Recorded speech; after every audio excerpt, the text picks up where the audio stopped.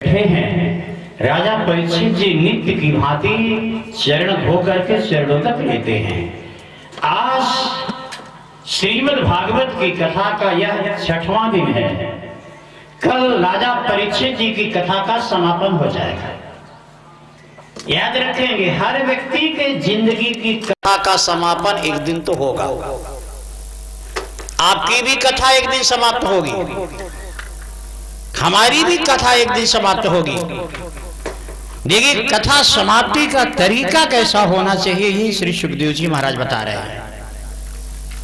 जाएगा हर व्यक्ति अपने 7वें दिन। राजा परीक्षित जी जैसे ही आज 6वें दिन की कथा सुनने के लिए तैयार हुए तो अष्टावक्र नाम के एक महात्मा ने धीरे से कान में पूछा। 8 जगह से तो टेढ़े थे, बात भी इनकी थोड़ी टेढ़ी ही मेढ़ी रहती है, सीधी बात कभी नहीं बोलते। अष्टावक्र जी राजा परीक्षित के कान में कहा, महाराज कथा कितने दिन चलेगी? बोले 7 दिन। बोले आज कौन सा दिन है? बोले 6वां। बोले समापन कब होगा? बोले कल। अष्टावक्र ने हंस के कहा, राजन कैसा लग रहा है? राजा ने मुस्कुरा करके कहा, थोड़ी तकलीफ हो रही है। सुखदेव जी चौंक गए, फिर कथा सुनाने का मतलब ही क्या? अष्टावक्र ने कहा, कैसी तकलीफ? बोले 5 दिन श्रवण करने के बाद 6वें दिन की कथा बैठने जा रहा हूं। तकलीफ ये हो रही है कि वो ब्राह्मण जो मुझको श्राप दिया है 7वें दिन का, काश कुछ दिन पहले ही श्राप दे दिया होता तो और जल्दी कथा सुन लेते थे। जीवन के वही पल अच्छे हैं जो श्रीमद् भागवत की कथा में समर्पित हो। सुखदेव जी महाराज के चरणों में नमन करके अब कथा के लिए तैयार होते। आज की कथा एक निराली है। निराली मैं इसलिए कहूंगा कि आप सब तो आज हैं, जो कल थे वो सब आज हैं, बस एक आज की कथा में एक व्यक्ति नहीं है। कौन? कंस। मेरी पूरी कथाओं में सब आज हैं, वही परिकर सारे, लेकिन कंस नहीं है। कंस माने पाप। पाप से भरे हुए जिंदगी में आपने बहुत कथाएं सुनी, लेकिन निष्पाप होकर के थोड़ी सी कथा में बैठ करके देखिए कि कितना आनंद आता है। आज की कथा निष्पाप बनकर के श्रवण कर मन मस्तिष्क को शांत करना है। श्री सुखदेव जी महाराज बैठकर कहते हैं, राजन कंस तो मृत हो चुका है। अब आइए, एक मथुरा आपने कुछ दिन पहले देखी थी, जिस मथुरा में भगवान कृष्ण ने जन्म लिया था, वो मथुरा कारागार वाली मथुरा थी। वो मथुरा अपनी बहन और बहनोई को जेल में डालने वाली मथुरा थी। वह मथुरा के सिंहासन पर कंस का साम्राज्य था। आज मथुरा निराली है। मैं एक बार फिर पूछूंगा, मथुरा माने? मथुरा माने शरीर। मथुरा माने शरीर। इस शरीर में कंस रहता है। कंस नहीं रहेगा तो कृष्ण रहेंगे। दोनों तो एक साथ रह नहीं सकते, क्योंकि जब कृष्ण आए मथुरा में तो जाने का मन नहीं था। भगवान ने अपने वसुदेव जी से कहा, बाबा मेरा तो नियम है, कंस रहेगा तो मैं नहीं। चले गए छोड़ के। जब दोबारा बहुत सारे लोग लेने गए, अक्रूर जी भी लेने गए, तो अक्रूर जी से भी कह दिया कंस है तो मैं नहीं रहूंगा। अक्रूर जी ने कहा, तो भी चलिए कंस को हटा दीजिए। जीवन अगर निराला रखना है, कृष्ण को अगर शरीर के भीतर स्थापित करना है, तो कंस को भगाना पड़ेगा। इसलिए जयकारी लगाइए, दिल खोल करके लगाइए। और इसी जयकारी के साथ आज की कथा मंडप में प्रवेश करते हैं। प्रेम से बोलो कृष्ण कन्हैया लाल की, भक्तवत्सल भगवान की। आइए अब मथुरा नगरी में देखें। माने जो शरीर पाप करता है वह भी देखिए, और जो जीवन में कभी पाप नहीं किया वो शरीर भी देखिए। दोनों का अंतर जरा देखिए। आज तक की मथुरा को देखा और आज की भी मथुरा को देखिए। आइए, सब अस्त व्यस्त है। दो तीन चीजें यहां पर विचार करनी है। कंस के मरने के बाद मथुरा में सबसे पहला उत्सव क्या मनाया गया? पहली बात। दूसरी बात देखना क्या है कि कृष्ण के माता पिता भी दोनों कारागार में हैं, और नाना उग्रसेन भी कारागार में हैं। दोनों ही कारागार में हैं, दोनों अलग अलग कारागार में हैं। तो ये नजर रखनी है। आज भगवान कृष्ण का वैभव देखना है। पहले भगवान माता पिता का उद्धार करते हैं या नाना जी का?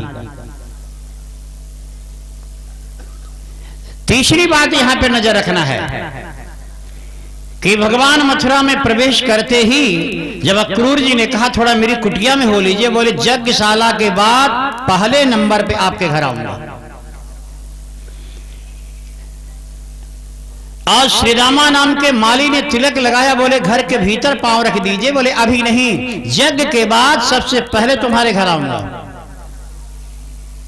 और कुब्जा जिसने तिलक लगाया उसने कहा कि चलिए मेरे घर थोड़ा पदार्पण करिए। उससे कहा घर को सजा के रखना, यज्ञ के बाद सबसे पहले ही तुम्हारे घर आऊंगा। सबसे पहले पहले पहले तीनों को वचन दिया है। सबसे पहले किसके घर भगवान गए, इस पर भी नजर रखनी है। आज मथुरा की निराली छटा हमको देखनी है। अक्रूर, सुदामा नाम का माली और चंदन की मालकिन कुब्जा, ये तीनों के यहां भगवान ने सबसे पहले आने का वचन दिया है। अब भगवान किसके यहां जाते हैं? और चौथी सबसे सुंदर बात है, कंस का शरीर मर चुका है, प्राण निकल चुके हैं, लेकिन पार्थिव शरीर अभी रखा है। और कंस की पत्नियों ने जिद कर दिया है कि जब तक मेरे पिता नहीं आ जाते मथुरा, तब तक मैं अपने पति का अंतिम संस्कार नहीं करूंगी। इन सारी चीजों पर नजर रखनी है।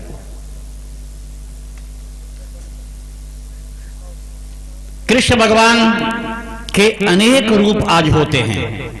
और श्रीमद् भागवत का अगर वैभव देखिए तो भगवान श्री श्याम सुंदर कृष्ण एक साथ दो रूप धारण करते हैं। एक रूप से उग्रसेन जी के कारागार में गए और एक रूप से देवकी वसुदेव के कारागार में गए। और दोनों ने कहीं नहीं समझ पाया कि सबसे पहले मेरे यहां आए किसके यहां है। दोनों का उद्धार किया और देवकी के चरणों में प्रणाम करके कहा, मुझे जन्म देने वाली माता, मेरे जन्म लेने के बाद भी आपको इतनी तकलीफ सहनी पड़ी, इसके लिए मुझे क्षमा करना।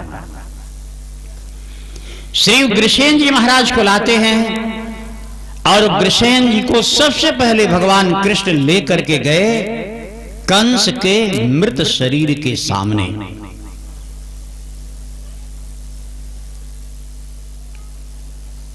अब आप कहेंगे कि धनुष यज्ञ हो रहा था, कृष्ण बुलाए गए थे, इतना बड़ा उत्सव था, क्या उग्रसेन जी कारागार में ही अभी हैं? क्या ये वसुदेव देव की अभी भी कारागार में ही हैं? नहीं। जब कंस को ये पता चल गया कि 8वां पुत्र कृष्ण है, गोकुल में जन्म लिया है, तो सबको निकाल दिया गया था। लेकिन इन लोगों को दोबारा क्यों कारागार में डाला गया है? जैसे ही कृष्ण आए और सारी भीड़ इकट्ठा हो गई, और उस समय जब कंस को लगा कि कृष्ण चतुराई से विजय प्राप्त हो रहा है, शल तोषल कूट मुष्टिक चाणूर इनको मार डाला। तब कंस ने आदेश दिया कि नंदम बधनी तदुर्मति। कंस ने कहा मेरे जीवन की आखिरी फैसला है, नंदम बधनीत दुर्मतिम, नंद को बंदी बना करके तुरंत मार दिया जाए।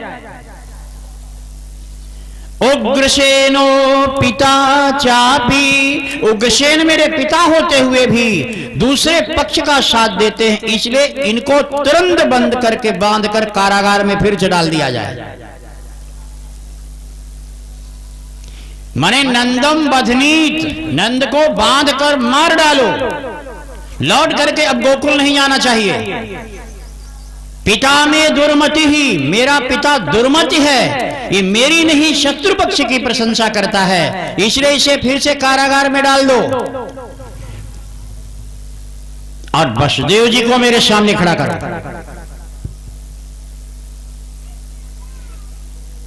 कंस की आखिरी स्थल पर आखिरी समय की यह वाणी देखी, वसुदेव जी को सामने खड़ा कर दिया और कंस ने कहा कुछ मेरे सवाल हैं, उत्तर दीजिए, फिर हम निर्णय करेंगे कि भरी दरबार में आपको हत्या किया जाए या कुछ दिन अभी कारागार में डाला जाए।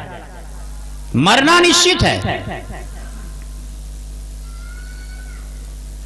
कंस ने वसुदेव जी से कहा, वसुदेव जी मेरे कुछ सवाल का जवाब दीजिए, तुम सत्यवादी हो कि नहीं? समय कम है, उत्तर सीधा चाहिए। वसुदेव जी ने कहा अगर सीधे उत्तर चाहिए तो मैं सत्यवादी हूं। बोले तुमने सत्य की सौगंध खाया था कि देवकी के गर्भ से सारे बच्चे जो जन्म लेंगे मैं सारे बच्चे तुम्हें अर्पण कर दूंगा। तुमने 8वां बच्चा रात में चोरी से नंदगांव क्यों ले गए? नंदगांव ले जाकर के छिपा दिया, फिर भी तुम सत्यवादी हो? बोले हाँ, इसलिए कि बच्चे देवकी के गर्भ से 6 ही पैदा हुए और मैंने सभी तुम्हें दिया कि नहीं? तुमने हाथों से मारा कि नहीं? बोले हाँ 6 तो मारे, लेकिन क्या वो जो 2 हैं वो 2 तुम ले नहीं गए थे? बोले नहीं, वो बच्चे है ही नहीं है, एक शेष नारायण है और एक लक्ष्मी नारायण है। मैंने बच्चे देने की बात कही थी कि जितने बच्चे होंगे सब सौंप दूंगा, मैं शेष नारायण और लक्ष्मी नारायण मेरे घर में आ जाएंगे तो मैं सत्य नारायण को भी सौंप दूंगा, ये वादा मैंने कभी नहीं किया था, इसलिए मैं सत्यवादी हूं। कंस ने कहा तो फिर एक बात और बताइए। बोले क्या? बोले अगर आपके बच्चे ये आपका बेटा है इसे स्वीकार करते हैं? बोले हाँ।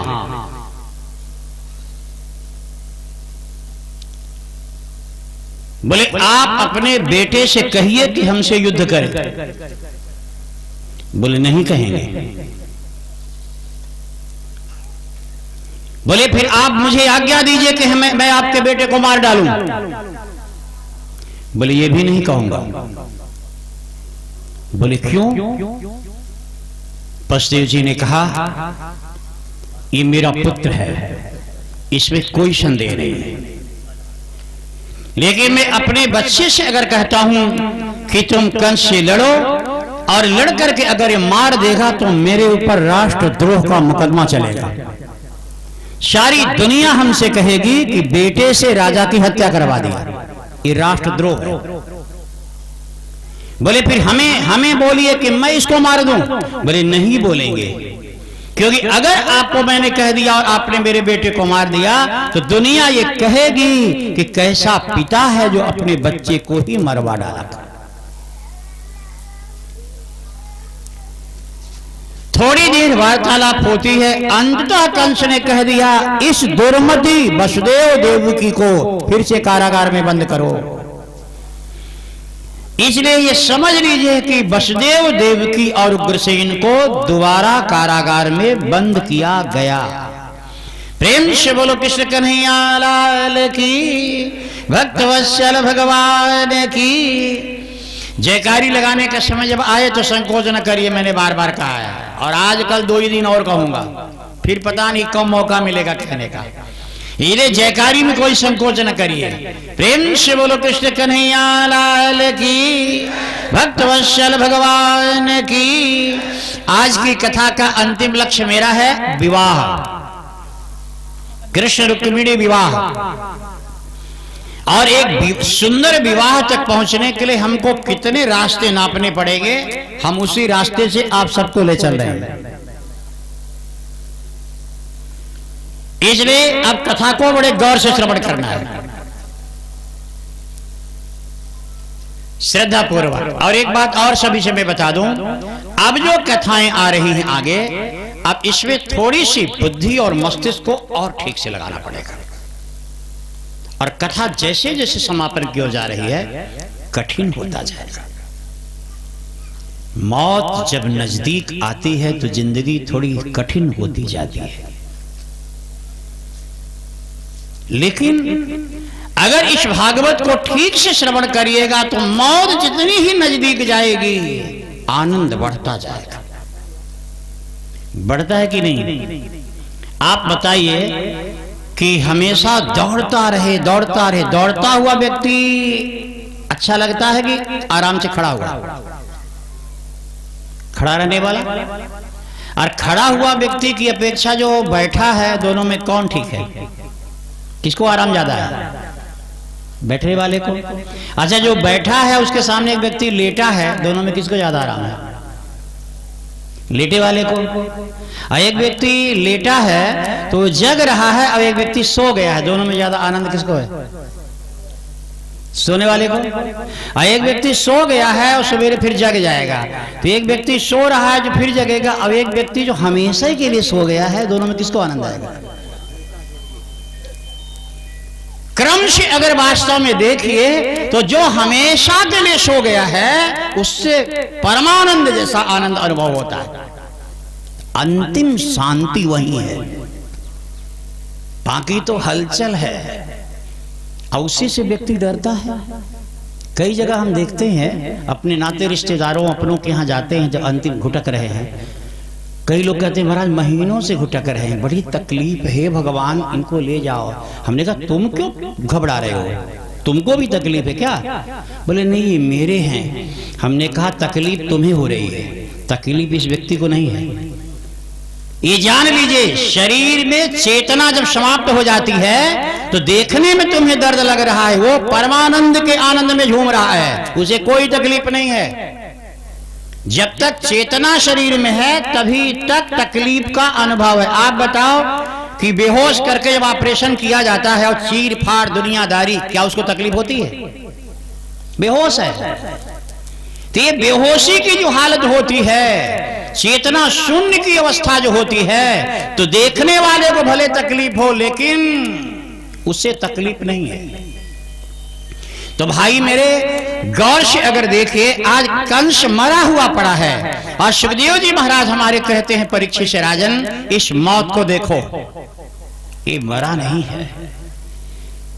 और यही कृष्ण भगवान से हमारे जब नाना जी कहते हैं, उग्रसेन को लेकर के जब सामने आए और उग्रसेन को खड़ा करके कहते काश्यम उग्रसेनस्य दृष्ट्वा पुत्रम निमीलितः। कुछ भी हो मेरे भाई, बेटा चाहे जैसा भी हो, जब मरे हुए बेटे को सामने देखा तो उग्रसेन रो पड़े, जबकि वो कारागार में बंद किया था।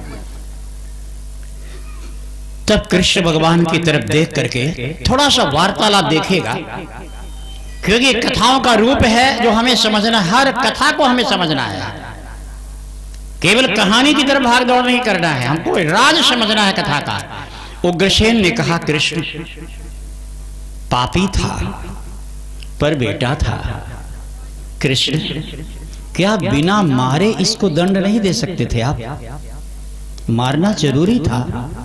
एक पिता के दिल से निकली आवाज। कृष्ण भगवान ने कहा नाना हमने मारा कहां है, हमने मारा कहां?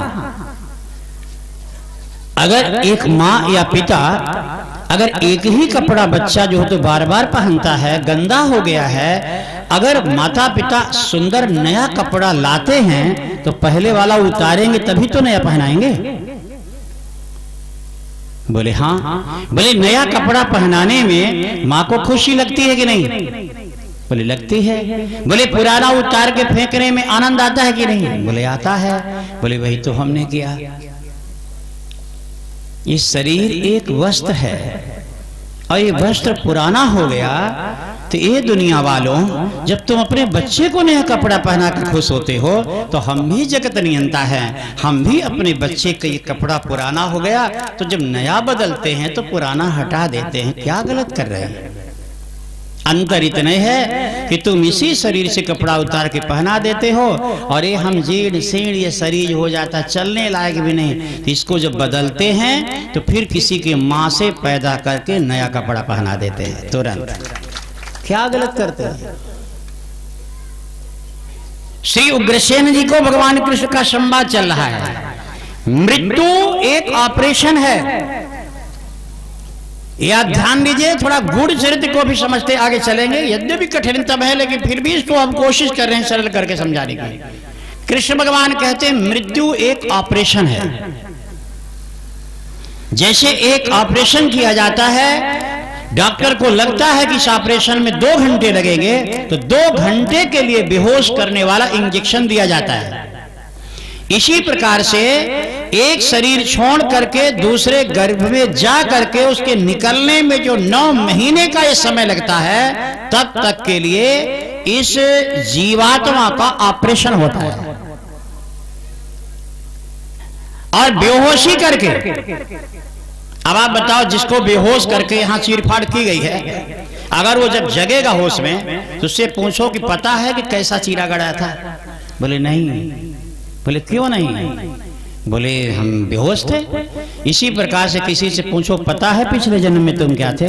तो बोले नहीं। बोले क्यों नहीं पता है? बोले ये जन्म हुआ तो बेहोश कर दिया गया था पेट में 9 महीना के लिए।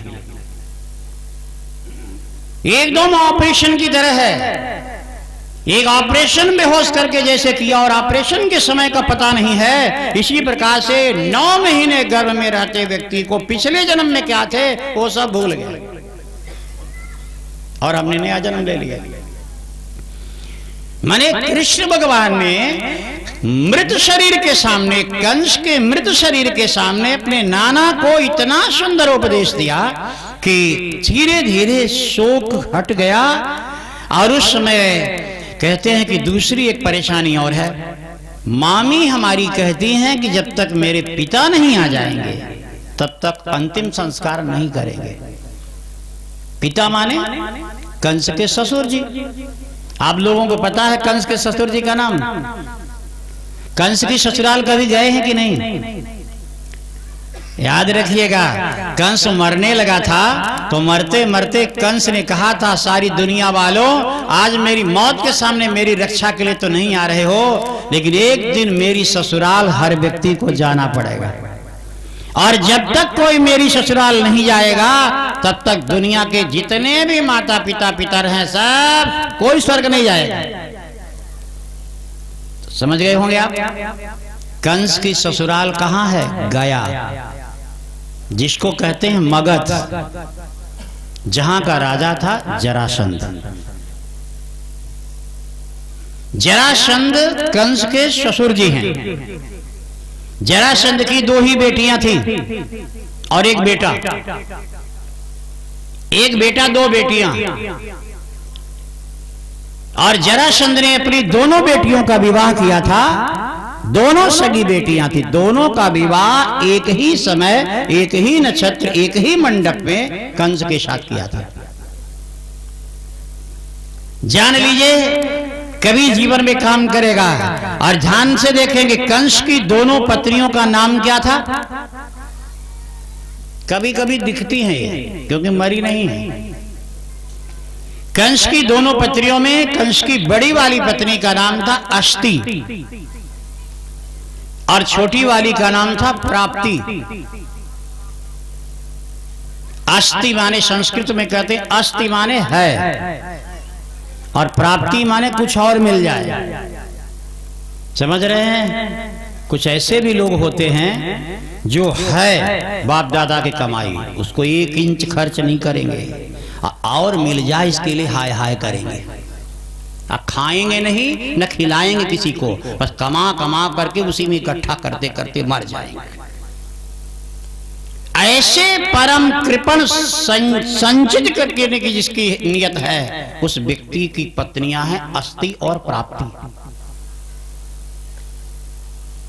कंस जीवन में ही किया है पैतृक संपदा को, मैं ध्यान दीजिएगा, कंस ने अपनी संपदा का, पैतृक संपदा का दुरुपयोग नहीं किया है।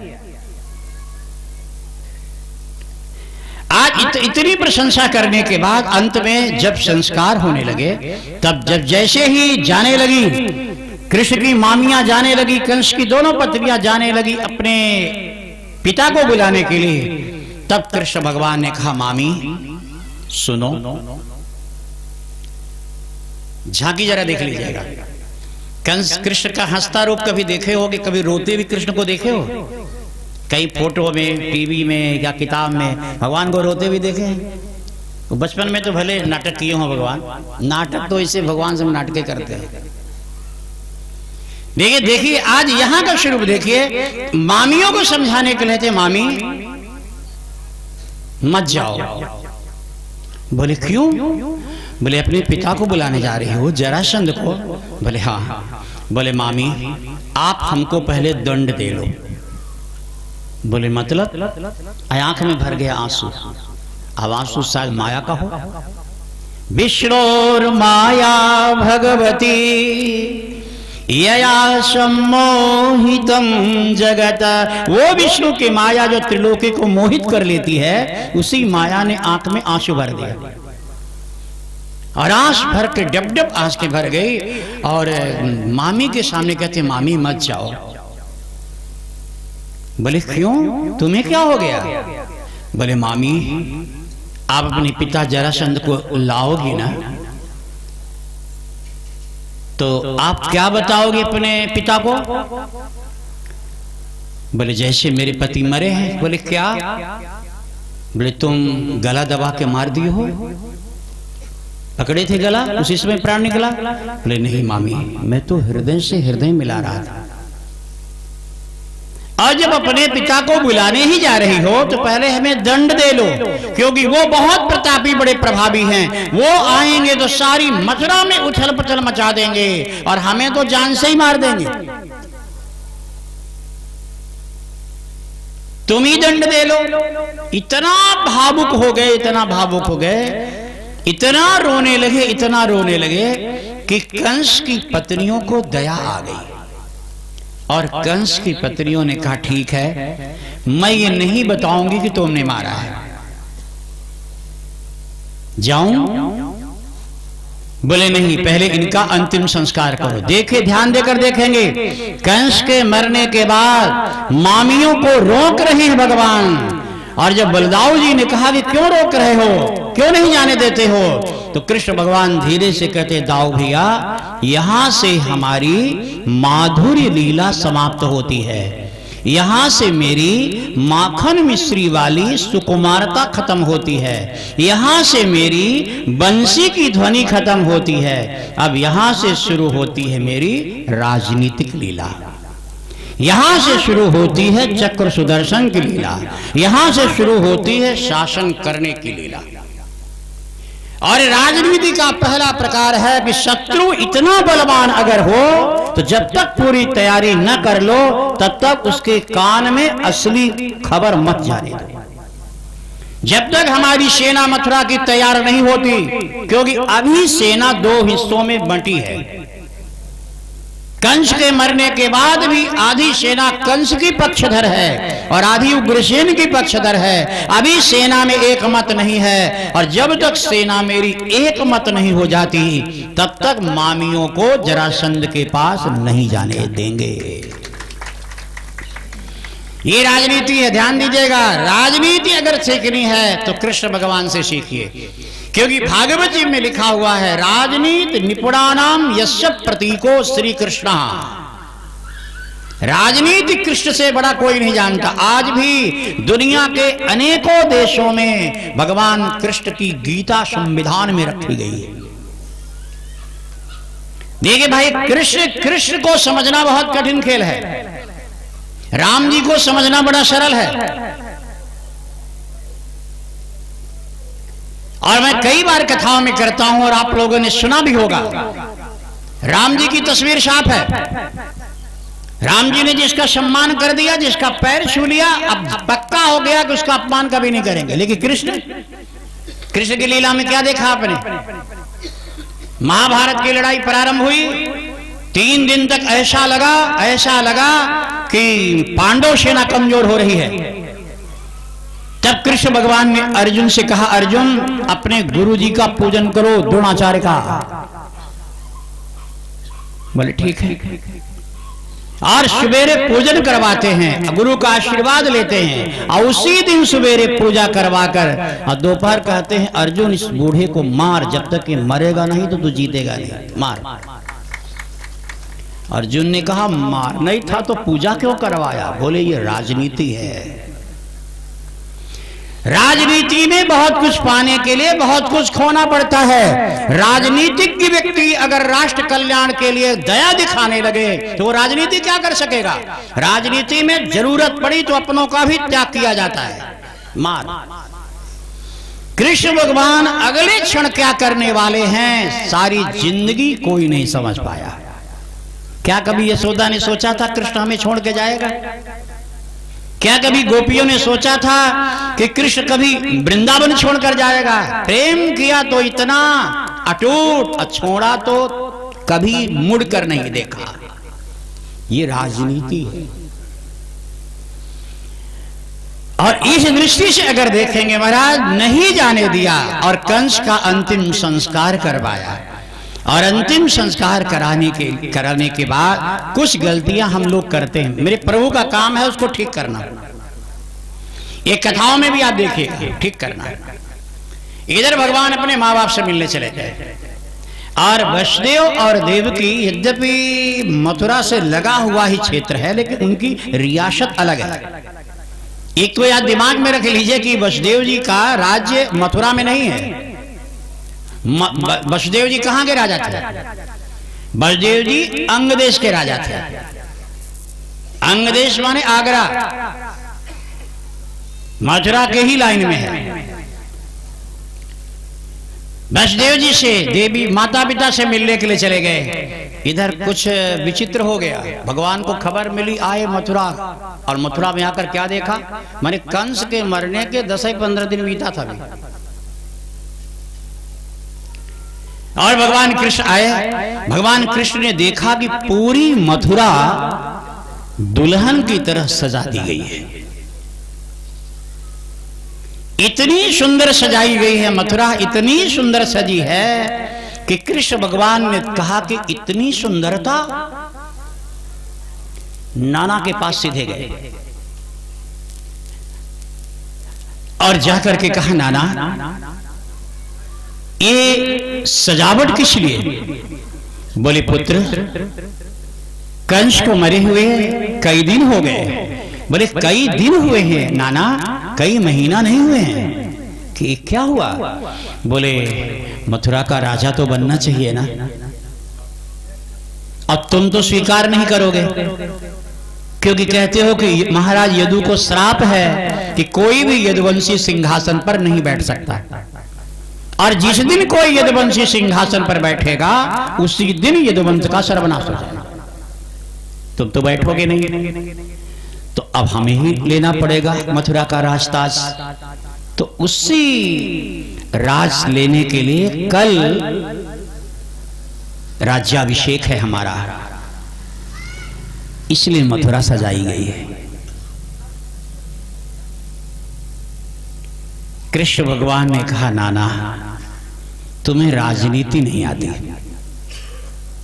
बोले मतलब? बोले दुनिया क्या कहेगी इसकी भी खबर है आपको? एक राजा सफल वो होता है जो दुनिया जय जयकार करे।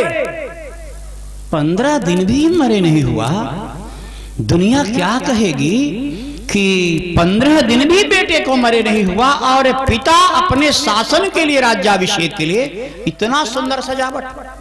क्या आप सादगी में राज्याभिषेक नहीं करा सकते थे? क्या 10-5 ब्राह्मणों को बुला करके केवल राज तिलक नहीं करवा सकते थे? इतना सजाने की जरूरत क्या है? तब उग्रसेन जी का कलेजा कांपा। उग्रसेन जी ने कहा, कृष्ण चूक हो गई, बोले इसको संभाल लीजिए। फिर लौट कर जाने लगे। थोड़े दूर तक गए थे कि खबर मेरी लौट आए, सारी सजावट को उजाड़ना शुरू कर दिया लोगों ने। नाना के पास फिर पहुंचे, बोले नाना ये क्या हो रहा है? बोले हटा रहे हैं। बोले आप एकदम राजनीति नहीं जानते। बोले अब क्या हो गया? बोले सजाने के बाद ये निकाल रहे हो और प्रजा पूछेगी कि क्यों सजाया और क्यों निकाला, तो क्या बताओगे? बोले बता देंगे कि कृष्ण ने बताया। बोले तब तो लोग और पागल समझेंगे, तब तो लोग कहेंगे अपनी बुद्धि नहीं दूसरे की बुद्धि पर ही राज्य करता है। नाना आपको जीवन में कैसे जीना, एक राजनीतिज्ञ बनिए आप। हम सारी दुनिया त्रिलोकी में आपके शासन को एक मिसाल पेश करना चाहते हैं। बोले फिर क्या करें? सजा दिए तो कहते हो राजनीति नहीं जानते, बिगाड़ रहे हो तो कहते हो राजनीति नहीं जानते। बोले ये भी हम ही को बताना पड़ेगा। सजावट बनी रहने दीजिए, बस एक काम कर दीजिए, चिट्ठियां भी जो देश देश में भेजने के लिए आप किए हैं, वो चिट्ठियां भी पता सब वही रहने दीजिए लिफाफे में, भीतर का लेख बदल दीजिए। बोले उसमें क्या करें? बोले आज शाम को राज्याभिषेक 2-4 ब्राह्मणों को बुलाकर करवा लीजिए और चिट्ठियां भेज दीजिए। नाना जी चिट्ठी के पता वही रहे राजाओं के, बस भीतर लिख दीजिए कि कृष्ण और बलराम अब बड़े हो गए हैं, 12वें साल में प्रवेश कर गए हैं, अब दोनों बच्चों का जनेऊ संस्कार उपनयन का उत्सव मनाएंगे। नाना जी ने कहा कि तुम्हारा उत्सव मनाएंगे तो लोग नहीं कहेंगे क्या हो रहा है? बोले भगवान का उत्सव तो हर परिस्थिति में मनाना चाहिए। भगवान का उत्सव किसी के मरने पर भी नहीं रुकता है। भगवान की दरबार में ये दुनिया मरेगी आएगी जाएगी, नाना अपने परिवार का उत्सव भले ना मनाओ लेकिन अब मेरा उत्सव मनाओ। समझ रहे हैं ना? कई लोग कहते हैं कि इस साल लड़का मरा है, साल भर कोई त्योहार नहीं मनाएंगे। भगवान को क्यों नहीं मनाओगे? भगवान से क्या दुश्मनी तुम्हारा है? वो गया अपने कर्म से गया, तुम्हें दुख मिला तुम्हारे कर्म से मिला, उसको क्यों रोक रहे हो? ये भगवान कहते हैं कि भगवान के उत्सव में कोई भी कंजूसी नहीं करिए। दिव्य सुंदर उत्सव की तैयारी। ततश्च लब्ध संस्कारो द्विजत्वं प्राप्य सुब्रतो गर्गाद यद कुलाचार्या गायत्रं व्रतमास्थितो। ये श्लोक बहुत सरल है।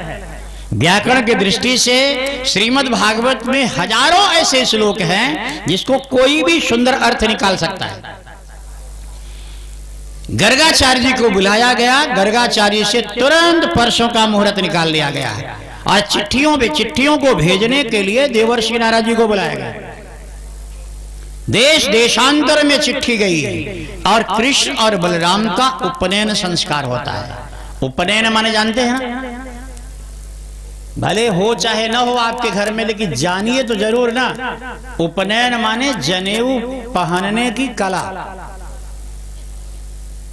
जनेऊ पहनने के बाद क्या त्याग करना चाहिए, क्या अपनाना चाहिए, इसका ज्ञान। जनेऊ को एक धागा मान करके नहीं, इसको ब्रह्मसूत्र मान करके पहनिए। जनेऊ अगर शरीर में है तो कोई भी अगर कोई इंद्रियां गलत सोचती है तुरंत जनेऊ पकड़ लो। अनुभव करिए, अनुभव करके देखिए। जनेऊ अगर आप पहने हैं तो अगर मन में कोई गंदा विचार आया तो जनेऊ पे से हाथ रख दो, हाथ केवल रख दो, फिर देखो विचार कैसे बदला। इसमें कोई तंत्र मंत्र नहीं है। हम आपसे कहते हैं इस तरंग को देखिए, तो ये तरंग है। जनेऊ इसलिए पहनी जाती है, और जनेऊ मैंने कहा सबको पहननी चाहिए। स्त्री और शूद्र, स्त्री शूद्रम द्विजबंधो नाम त्रयी न श्रुति गोचरा। स्त्रियों को और शूद्रों को गले में कंठी के रूप में जिन्हें कान में चढ़ाने की जरूरत नहीं है, और ब्राह्मण क्षत्रिय बनिया यहां तक जनेऊ होना चाहिए। द्वाभ्याम संस्काराभ्याम जायते द्विजः। अब कहां कोई, कभी कभी तो बड़ा दुख होता है,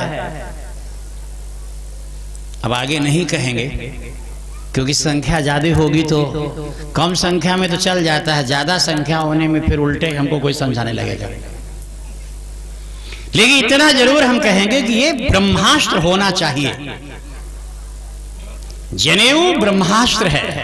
आज भगवान श्री कृष्ण और बलराम जी को जनेऊ पहनाने के लिए देश देश में भेजा जा रहा है निमंत्रण, और गर्गाचार्य जी पुरोहित होकर के सब पर हस्ताक्षर कर रहे हैं। गर्गाद यदुकुलाचार्या गायत्रम व्रतमास्थितः।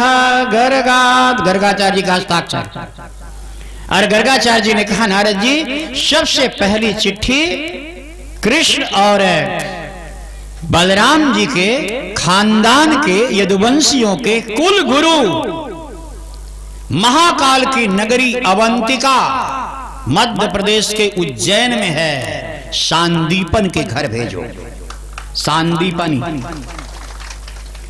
नारद जी ने कहा सांदीपन के यहां पहले, बोले पहले इसलिए तो भेजो ही कि गुरु हैं, और इसलिए भी भेजो।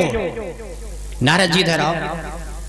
गर्गाचार्य जी एक ऐसे ज्योतिषी हैं कि अगर आंख बंद कर दुनिया देखें तो सारी त्रिलोकी सरसों के दाने के बराबर दिखाई देती है, कहीं का भी कुछ भी पूछ लो। गर्गाचार्य जी ने नारद जी से कहा नारद सांदीपन को केवल गुरु ही न समझो, इनका नाम सांदीपन है।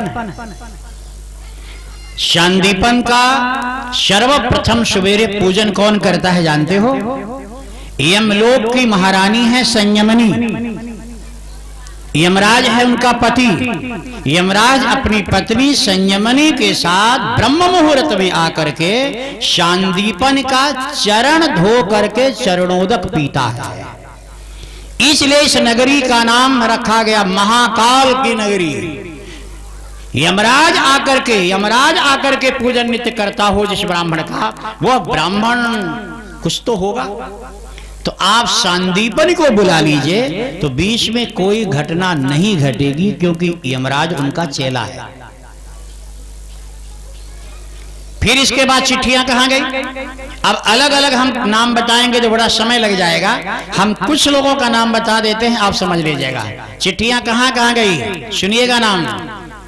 कृष्ण और बलराम जी के जनेऊ के लिए, या यूं कह लीजिए कंस के मरने के बाद मथुरा में पहला उत्सव कृष्ण का जनेऊ।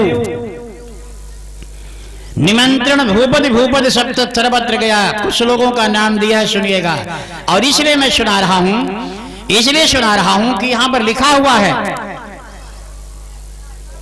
कि कुछ लोगों के नाम श्रवण करने से भी पुण्य प्राप्त होता है। उनका नाम सुनिएगा। श्री सुखदेव जी महाराज कहते हैं श्रीमद् भागवत तारणव में कि भीष्मो द्रोणश्च कर्णश्च, जो लोग आए हैं जनेऊ संस्कार में, एक नाम सुनिए, सीधा सा है, समझ में आएगा। भीष्मो द्रोणश्च कर्णश्च, कर्ण भी आया है निमंत्रण के साथ। इसलिए हमें ऐसा लगता है कि कर्ण का भी सम्मान था पहले। इसलिए सुखदेव जी लिखते भीष्मो द्रोणश्च कर्णश्च अश्वत्थामा कृपो द्विजः, सुपुत्रो, पुत्रों के साथ, सुपुत्रो धृतराष्ट्रश्च शभार्यः, अकेले नहीं अपनी अपनी पत्नियों के साथ, शभार्यश्च समाययो। इतना तक तो ठीक है। और बीच में 17 श्लोक ऐसे आए हैं जिसमें नाना देश देश के राजाओं के नाम दिया है, और अंत में किसका नाम बोले? मैं बता रहा हूं जिसको जरा गौर से देखिएगा, कहानी समझ करके मत सुनिए।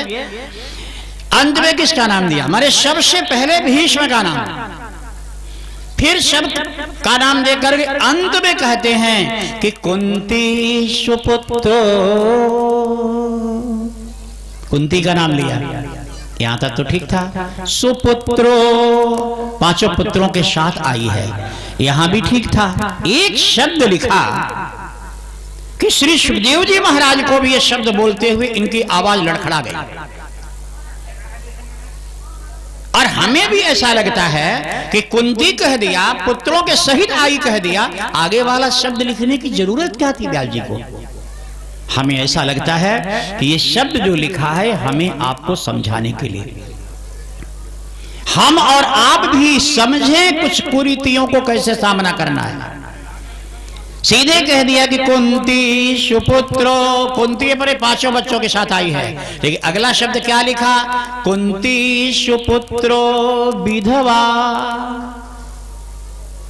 शब्द लिखा कि कुंती विधवा है। ये तो दुनिया जानती है, फिर ये कहने की जरूरत क्या थी? दुनिया जानती है महाराज पांडुरोग से चले गए दुनिया छोड़ करके, फिर लिखने की जरूरत क्या थी? अच्छा चलो ये विधवा लिख दिया तो कोई बात नहीं, फिर एक बात और लिखा है कि कुंती जब अपने 5 बेटों को लेकर के आई तो उसकी दशा कैसी थी? हर्ष शोक समाप्लुता। कुंती का रूप देखिएगा, भीड़ इसी तरह लगी है, मंडप बना है और कृष्ण बलराम बैठे हैं मंडप पे जनेऊ कराने के लिए, गुरु जी का आसन लगा है बगल में, पुरोहित गर्गाचार्य जी भी हैं, देवकी वसुदेव जी हैं, नाना उग्रसेन हैं। और हाँ एक बात और ध्यान रखेंगे, कृष्ण भगवान के निवेदन करने से जनेऊ देखने के लिए नंद और जो ग्वाल बाल आए थे इनको भी भगवान ने रोक लिया है, इनको भी भगवान ने रोक लिया है। प्रेम से बोलो भक्त वत्सल भगवान की। और भगवान कृष्ण ने कह दिया है बाबा अब ये तो आप जान ही गए हैं कि अब हम कुछ दिन यहां रहेंगे, अब ये भी आप जान गए हैं कि हम देवकी के गर्भ से ही पैदा हुए हैं, तो जाना तो आपको इस समय अकेले ही पड़ेगा ग्वाल बालों के साथ। लेकिन बाबा जिंदगी के बचपन के 11 साल आपने मेरी हर बात मानी, तो एक बात मेरी और मान लीजिए बाबा, मेरा जनेऊ देख करके जाइए, परसों ही तो है, इसलिए इनको भी रोका गया है। सारे ग्वाल बाल और नंद बाबा सही सब रुक गए हैं। और आज वो घड़ी आ गई जब भगवान मंडप पे बैठकर जनेऊ हो रहा है। जरा देखिए झलक ऐसी है, ऐसी भीड़ लगी है, मंडप पे बैठे हैं। अब वो दरवाजा है, जैसे दरवाजे से लोग आते हैं तो सब लोग आए, भीष्म आए, कर्ण आए, अश्वत्थामा आए, कृपाचार्य आए, 100 दुर्योधन आदि भाई आए, धृतराष्ट्र आया, अपनी अपनी पत्नियों के साथ आए, सब आए, आते गए बैठते गए, बैठाने वाले लोग लगे हैं। अंत में कह दिया कि कुंती सुपुत्रो विधवा, 5 अपने बच्चों को। अब ये ध्यान रखेंगे कि पांडव भी उस समय बहुत बड़े नहीं थे, छोटे थे। अब आप कहोगे कि फिर ये क्यों लिखा कि सुपुत्रो धृतराष्ट्रस्य सभार्य, धृतराष्ट्र के सारे बच्चे अपनी पत्नी के साथ आए, तो वो दुर्योधन आदि भी तो छोटे ही रहे होंगे।